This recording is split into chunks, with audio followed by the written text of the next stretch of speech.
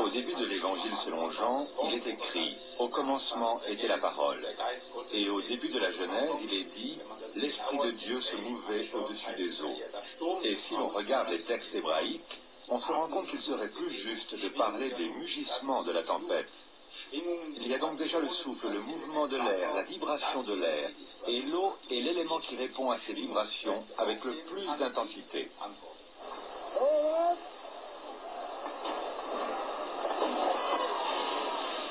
La force de l'eau inspire toujours le respect.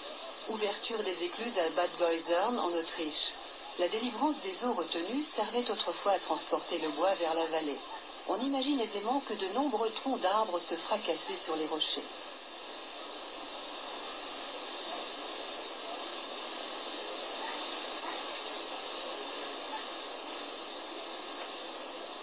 Le lac de retenue formé par le Weissenbach se vide en 60 minutes. L'un des nombreux spectateurs vient de la ville voisine de Bad Ischl, Jörg Schauberger. Son grand-père a construit des installations permettant le transport du bois par flottage.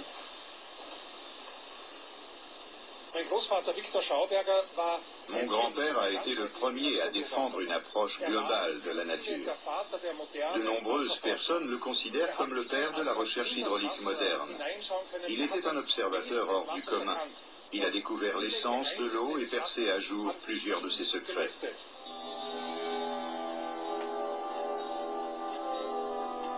Modeste garde forestier, Victor Schauberger a connu son heure de gloire dans les années 30 grâce à des installations comme celle-ci. Dans ces conduits, on transportait même du bois dont le poids était plus lourd que l'eau. Le secret, une injection régulière d'eau froide. Par expérience, Schauberger savait que l'eau froide peut porter de plus lourdes charges que l'eau chaude. Mais ce n'est pas tout. Les installations construites par mon grand-père Victor Schauberger ne présentaient pas une coupe transversale rectangulaire, mais ovoïde. De plus, elles ne suivaient pas un tracé rectiligne, mais décrivaient des méandres à travers la vallée.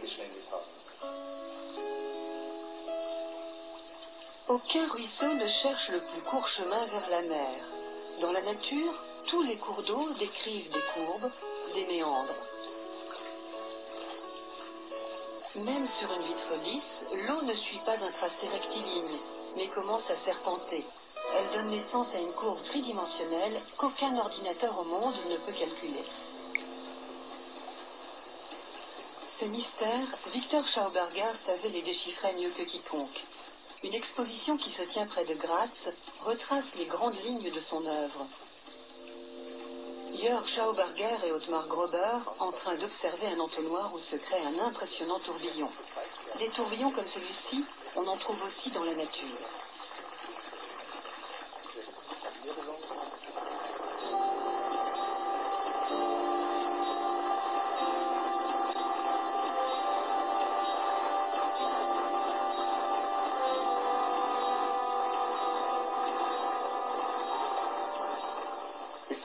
Victor Schauberger a encore connu l'eau sous sa forme naturelle. Il a vu la joie qu'elle prenait à tourbillonner. Ce n'est pas un hasard si la nature faisait couler l'eau de cette façon. Un tourbillon comme celui-ci présente l'avantage de créer une vaste surface qui emmagasine un maximum d'énergie.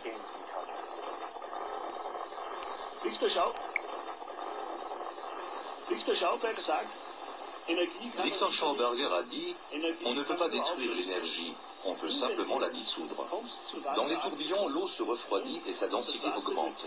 Résultat, la qualité de l'eau s'améliore automatiquement. » Pour assurer l'alimentation en eau potable de près de 4 millions de personnes, 4000 litres d'eau sont pompés chaque seconde dans le lac de Constance. Captée à 60 mètres de profondeur, l'eau jaillit à la lumière dans le réservoir du Siplingerberg.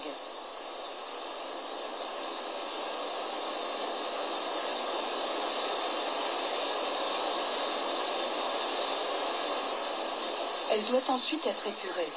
Première étape, la filtration. Les germes et les bactéries qui réussissent à passer au travers de ces microfiltres sont éliminés à l'ozone. Deuxième étape, l'eau traverse une couche de sable d'1,40 m d'épaisseur. À la fin, on ajoute du chlore.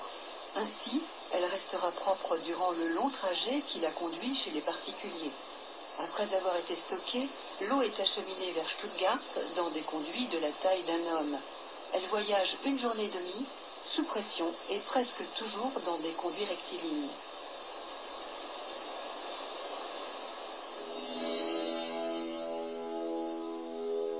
Le problème, c'est que l'eau ne veut pas aller tout droit, car dans la nature, elle a l'habitude de serpenter, dixit Schauberger.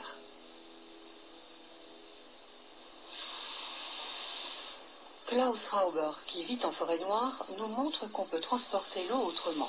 Nous avons opté pour un tuyau en cuivre qui donne à l'eau qui le traverse un mouvement spiral, en roulant. Ce mouvement est créé par ses empreintes sur le tuyau. L'eau retrouve ainsi son écoulement naturel, ce qui favorise la croissance des plantes. Soumis à un mouvement rotatif, les conduits cylindriques sont travaillés jusqu'à ce qu'ils aient un profil en forme de spirale.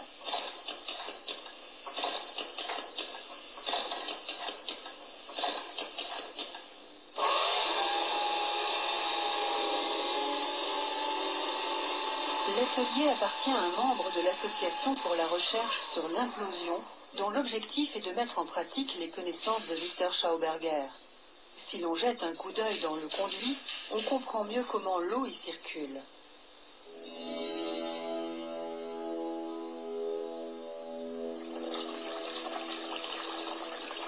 Dans le conduit à hélice, l'eau s'enroule sur elle-même et progresse en dessinant une courbe en forme de tire-bouchon. La ressemblance avec le tourbillon saute aux yeux.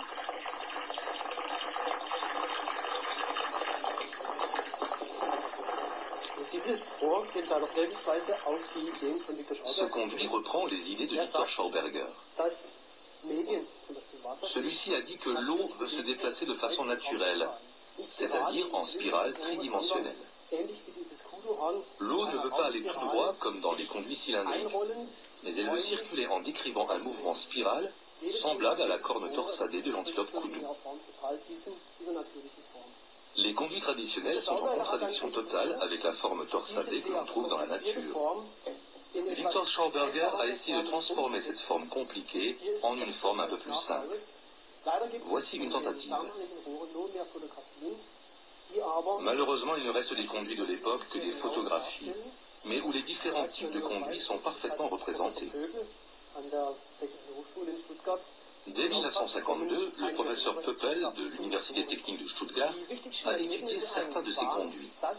Il a notamment pu démontrer qu'à partir d'un certain débit, il se crée une résonance. En fait, le conduit produit son propre mouvement aspirant.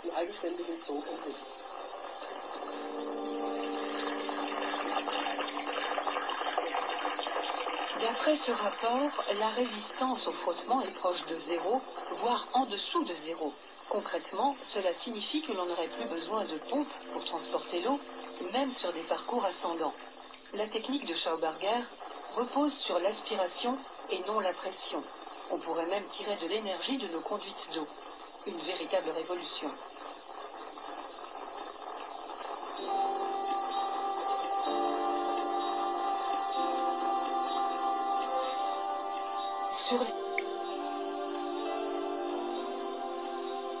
Les artistes qui ont créé cette sculpture auraient compris intuitivement comment l'eau veut se déplacer dans un conduit.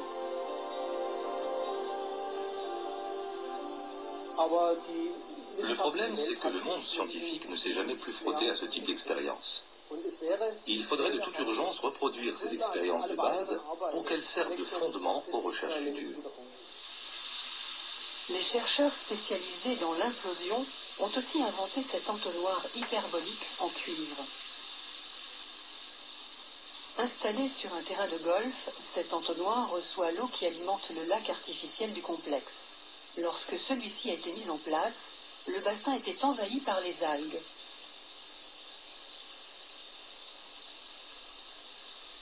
Quatre semaines plus tard, la quantité d'algues avait beaucoup baissé.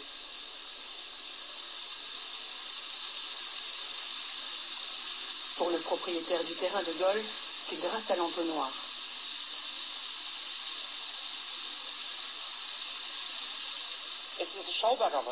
Nous appliquons ici un des principes de Schauberger. En imprimant à l'eau le bon mouvement, celle-ci se charge en énergie et en oxygène, et elle vous le rend en termes de qualité. L'eau trouve la solution en elle. Elle se régénère, elle s'active, et elle redevient comme elle voudrait être.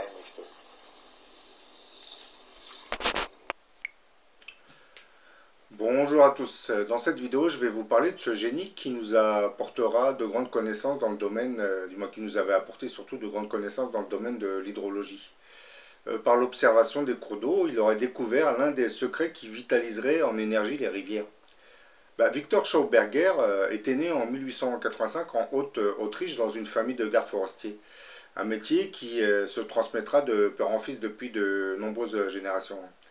Il grandira dans un environnement naturel et refusera même de se lancer dans une formation universitaire qu'il jugeait ignorante des forces créatrices de notre monde. Victor Schauberger se contentera de suivre de simples études de forestier dans une école d'État. Il exercera ensuite la fonction de forestier garde-chasse jusqu'à sa mobilisation lors de la Première Guerre mondiale de 14-18, dont il reviendra blessé. Il reprendra ensuite sa carrière de forestier près de Linz. Il se plaisait à contempler les cours d'eau. Passionné par les mouvements de l'eau dans les ruisseaux, il pouvait passer des heures à regarder les truites remonter les courants. Un jour, il se demandera comment un poisson peut rester immobile au-dessus du caillou dans un courant d'eau. Comment pouvait-il également, en un simple mouvement, remonter le courant de ces cours d'eau autrichiens? Il était également fasciné par le phénomène de la truite se tenant immobile dans le fort courant d'une rivière de montagne. Un jour, alors qu'il observait une truite, il commencera à se poser une multitude de questions qui l'intriguaient. Et c'est à partir de ce qu'il allait voir dans ces rivières qu'il commencera à comprendre pourquoi une truite pouvait rester immobile dans un fort courant d'eau. Voilà son témoignage. Cela se passait au début du printemps, par une nuit au clair de lune à la saison de la ponte. J'étais au bord d'une chute d'eau, dans l'attente d'attraper un pêcheur braconnier en flagrant délit. Ce qui se produisit alors fut si rapide que j'eus du mal à comprendre ce qui se passait. La lumière de la lune tombant à la verticale dans l'eau claire, comme du cristal, me permettait d'observer chaque mouvement des poissons qui se regroupaient en grand nombre. Tout d'un coup, les truites se dispersèrent à l'apparition d'un poisson particulièrement grand qui remontait du fond pour se mesurer à la chute d'eau. Cette truite de grande taille paraissait vouloir perturber les autres truites en dansant en d'amples mouvements de torsion, de va-et-vient, du nage rapide. Ensuite, aussi soudainement qu'elle était apparue, la grande truite disparaîtra dans la cataracte liquide qui brillait comme une chute de métal. Puis je la vis en un éclair dans un courant d'eau de forme conique, dansant en un mouvement de rotation sauvage, dont la raison ne m'apparut pas de manière claire au début. C'est alors qu'elle émergea de ce tourbillon d'eau et flotta vers le haut sans bouger. Enfin, lorsqu'elle a atteint la courbe inférieure de la chute, elle se retourna d'une poussée puissante, parviendra à la courbe supérieure de la chute. Plongé dans mes pensées, je remplissais ma pipe et la fumais jusqu'au bout sur le chemin, me ramenant chez moi. Par la suite, j'eus d'autres occasions d'observer la même scène d'une truite montant un fort courant d'eau. Ce qui l'intriguait le plus, c'était les truites dans les ruisseaux de montagne. Comment se faisait-il qu'elles pouvaient rester sans bouger, comme si elles étaient suspendues dans un rapide courant d'eau, et puis filer à la vitesse de l'éclair vers l'amont? Notre Schauberger était convaincu que la turbulence et le mouvement de vortex de l'eau à son point de densité maximale, c'est-à-dire 4 degrés Celsius, générait en fait une force dans la direction opposée à celle du courant. Il était convaincu que cette force était à l'origine du soulèvement des galets et que les truites exploitaient l'énergie générée par le vortex d'eau pour rester suspendues sans bouger dans un rapide courant d'eau. Pour lui, la truite utilisait aussi une force générée par le mouvement en spirale de l'eau, passant à travers ses ouïes et sur la surface de son corps. Schauberger se rendra entre autres compte que le mouvement de vortex de l'eau, un peu au-dessus de 0 degré centigrade, générait la puissance nécessaire pour soulever des galets arrondis. Dans le livre Le génie de Victor Schauberger, il nous raconte comment il était arrivé à la conclusion que l'eau possédait un fort potentiel de puissance lorsqu'elle avoisinait des températures proches du zéro. Pour Victor Schauberger, la température de l'eau était une donnée qu'il fallait prendre en compte. L'eau froide avait tendance à renforcer le pouvoir énergétique qui était généré par le vortex. Et pour vérifier sa théorie, il versera de l'eau chaude 150 mètres plus haut dans la rivière, Et là, la truc qui était immobile depuis un petit moment ressentira un changement. Et au lieu de remonter le courant comme à son habitude, elle dégringolera dans le courant de la rivière. Donc le fait d'avoir mis de l'eau chaude avait, comment dire, déréglé tout le système. Bah, il venait de comprendre que la température froide de l'eau jouait un rôle important dans la puissance énergétique qui était apportée au vortex. Le déclenchement de la Première Guerre mondiale de 14-18 l'empêchera de continuer ses recherches, et après la fin de la guerre dont il reviendra blessé, il finira quand même par reprendre sa carrière de forestier près de Linz. Et là, suite au manque de chevaux de trait décimés par la guerre, il va assurer le transport du bois par flottage au fil d'un torrent par des méthodes à la fois personnelles et mettant à profit les savoirs de sa tradition familiale. Ce qui, bien entendu, comme vous l'ignorez, lui vaudra l'animosité des experts qui jugeaient l'opération impossible. Bah, au cours des années 20, il entrera au service du prince Adolf von Schauberg-Lieb.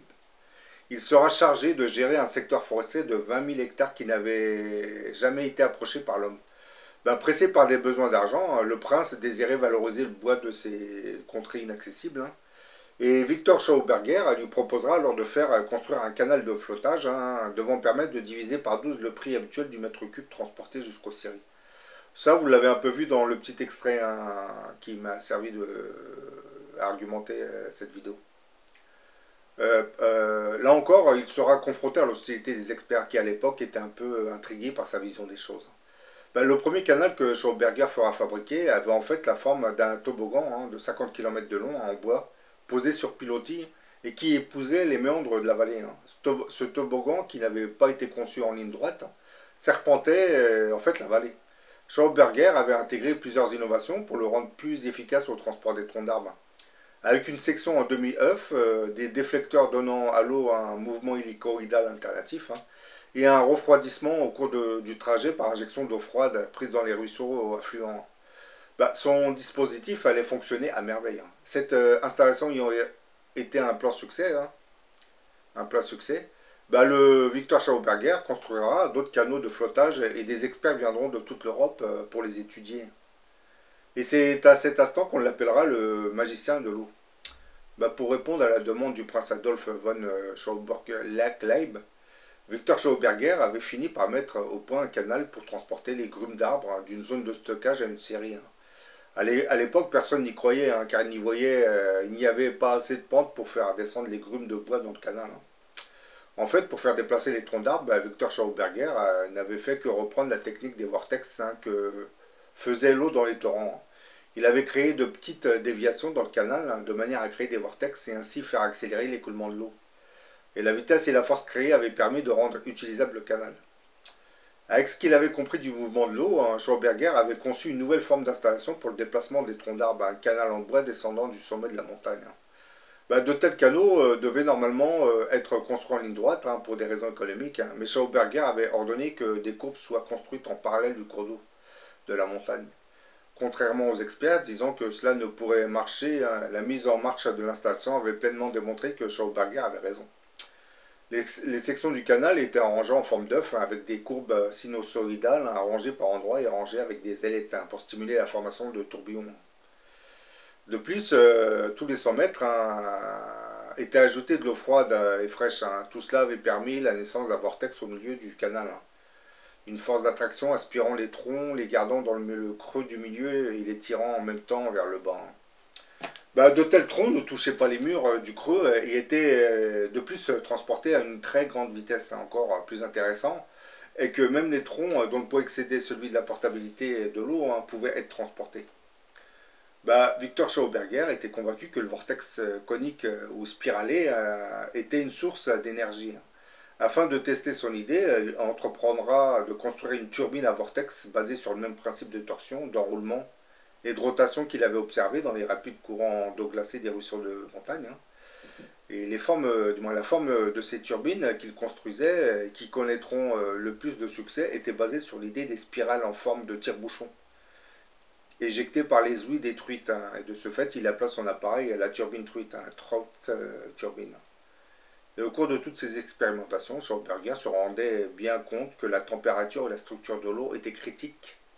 de même que la forme de sa turbine, ainsi que les matériaux qu'il utilisait pour sa construction. Au début des années 30, il fabriqua avec des matériaux spéciaux des tuyaux coniques contenant une turbine en tire-bouchon. Ces turbines spiralées actionnées par un moteur électrique éjectaient un courant d'eau en vortex et dirigeaient cette eau vers une turbine conventionnelle couplée à un générateur. Victor Schauberger prétendait que lorsque l'eau passait de plus en plus vite dans la turbine en tire-bouchon, cette première produisait d'énormes quantités d'énergie. Une fois coupée à une dynamo, la turbine se mettait à produire plus d'électricité que le moteur n'en consommait à l'entrée. Le système s'emballa rapidement et l'appareil s'arracha carrément de ses points d'attache pour aller se fracasser au plafond. Et lorsque Schauberger fera des expériences avec des turbines à air, le même phénomène se produira. Donc peu importe le moyen utilisé, le mouvement du vortex semblait générer de l'énergie venant apparemment de nulle part. Il produisait également une force antigravité. Oui, parce que par la suite, vous allez comprendre qu'il va, grâce à ce système, il va concevoir des appareils qui annulaient la gravité. Donc, peu importe le moyen utilisé, le mouvement du vortex semblait générer de l'énergie, venant apparemment de nulle part, et produisait également une force d'antigravité. Juste avant le début de la Deuxième Guerre mondiale, vous avez la société viennoise Kertley construisait et testait des turbines à vortex de Schauberger dans l'optique de les utiliser dans certains moteurs d'avion. Vous avez un ingénieur nommé Alois Kokali, lui il était employé dans la fabrication de certaines pièces. Et c'est lors de l'une de ses livraisons de pièces à l'usine Kertley qu'on lui dit ceci doit être préparé pour M. Schauberger, selon les ordres donnés par une autorité supérieure. Mais lorsque ce sera fait, il faudra le mettre dehors, car lors d'un test précédent de l'un de ces étranges assemblages, ce système, du moins cet appareil, passa carrément à travers le toit de l'usine. En langage plus clair, vous avez compris que ça génère de l'antigravitation qui fait s'élever les appareils. En se basant sur les turbines à vortex de Schauberger, vous avez un inventeur américain du nom de Joseph Newman. Lui va découvrir également que de l'énergie gratuite pouvait être obtenue grâce au mouvement du vortex. Son appareil faisait tourner des champs électromagnétiques. La machine de Newman, elle, était composée d'un certain nombre d'aimants tournants qui étaient reliés entre eux par un fil de cuivre de manière à former une armature magnétique à courant réciproque. Selon Newman, lorsque l'armature se mettait à tourner, une force électromagnétique était induite et se développait en un mouvement en forme de spirale autour du fil de cuivre conducteur. Tout comme les génératrices de vortex de Schauberger, l'appareil de Newman paraissait produire de l'énergie venant de nulle part. Dans les années 30, Victor Schauberger se préoccupera aussi du mauvais traitement qui était infligé à l'eau de boisson du robinet, que ce soit dans sa préparation ou dans sa distribution. Ça, vous l'avez vu dans le petit extrait. Ce Schauberger mettra au point des systèmes pour régénérer l'eau et lui donner la qualité d'une véritable eau de source, de façon artificielle mais en imitant la nature. Cette eau régénérée était capable de provoquer la rémission du cancer chez des personnes malades. Mais comme il n'était pas un médecin, il sera assez rapidement attaqué par l'ordre des médecins qui fera détruire tous ces appareils par la police. Oui. Ça, je pense que ceux qui suivent mes vidéos ont compris que l'ordre des médecins n'accepte pas les médecines parallèles. Surtout si celles-ci sont efficaces contre certaines maladies dites incurables. Actuellement, les techniques de Schauberger seraient remises au goût du jour dans l'aménagement de certains cours d'eau. Pendant de nombreuses années, on a modifié les cours d'eau pour les rendre rectilignes. Et actuellement, on remarque que ça pose pas mal de problèmes, notamment d'érosion des berges, de reproduction des poissons, ainsi que d'inondation des cours d'eau. L'idée est donc de redonner à l'eau son parcours naturel en tourbillon. Une possibilité est de construire des escaliers dans les cours d'eau avec à chaque étage un sens d'écoulement gauche-droite différent, ceci afin de rendre la direction pendulaire. Ce qui redonne un effet d'écoulement en tourbillon. Cette technique permet de concentrer l'écoulement de l'eau au centre de la rivière. L'eau ne va plus éroder les berges, elle va tourner sur elle-même avant la berge. Une autre technique consiste à ajouter des escargots en béton au fond et au centre de la rivière. L'eau est ainsi freinée par des tourbillons créés par ces escargots en béton qui encouragent là aussi l'écoulement global en tourbillon. Une fois ce genre d'aménagement fait, on constate d'autres faits assez intéressants. Logiquement, comme l'eau se met à tourbillonner, elle est beaucoup plus oxygénée. ce qui va permettre une prolifération des poissons aussi, parce que l'eau est beaucoup plus oxygénée, donc ils vont se développer, hein. Et lors de certaines crues, la rivière crée des formes qui renforcent la protection des berges. Et bon, bien entendu, quand je parle de crue, je ne parle pas d'une crue où il va pleuvoir pendant 2-3 semaines, hein. Là, c'est vrai que même si vous faites des aménagements, ça ne changera rien. L'eau débordera logiquement. Mais le fait d'aménager certaines rivières permet de limiter les crues, les petites crues, hein, surtout. Bah, je vous ai fait cette vidéo pour vous dire que Victor Schauberger avait trouvé en fait la nature énergétique qui se cachait dans les vortex. Vous prenez l'exemple d'une mare d'eau où l'eau ne bouge pas, bah, vous allez avoir une prolifération des bactéries, hein, et de certains microbes. C'est logique. Et lorsque vous commencez à remuer cette eau, vous verrez que elle va s'oxygéner, hein, et tous ces bactéries et microbes vont disparaître. Parce que la forme du vortex, du tourbillon d'eau, génère beaucoup plus de puissance. Il va absorber de l'énergie vitale et il va oxygéner l'eau. Et ben, comme vous l'avez entendu, là, Victor Schauberger va appliquer ce système à ces fameuses turbines, hein. Et par la suite, il va créer des petits engins, des sortes de petites soucoupes, hein, en testant le phénomène, en reprenant ce phénomène avec des tornades d'air. Et grâce à son système, ben, ces petites turbines, du moins ces petites soucoupes, pouvaient léviter dans l'air. Juste avec la puissance du tourbillon généré par la tornade d'air.